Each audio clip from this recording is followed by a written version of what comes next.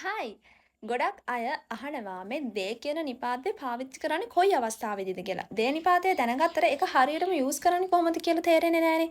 හරි මම අද කියලා දෙන්නම් කොහොමද දේ නිපාතේ හරියටම යූස් කරන්න කියලා. දේ නිපාතේ භාවිතා වෙන එක අවස්ථාවක් තමයි මේ තියෙන්නේ.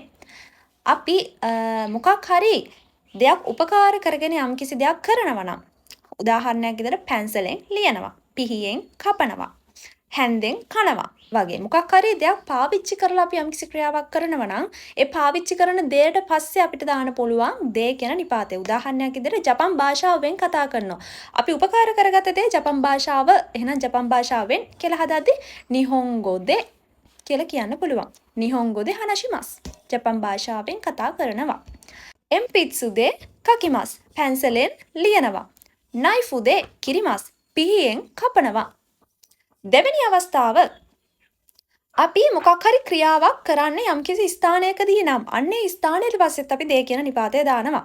උදාහරණයක් විදිහට ගත්තොත් පාසලේදී ගෙදර වැඩ කරනවා. ගක්කෝදේ ශුකුදයෝ ශිමස්. ගක්කෝදේ දැක්කනේ ප්ලේස් එකෙන් පස්සේ තමයි අපි දේ නිපාතය දාන්නේ. ගෙදරදී ටීවී බලනවා කියද්දි ගෙදරදී කියන තැනදී උචිදේ. පිට්ටනියේදී උන්දෝජෝදේ.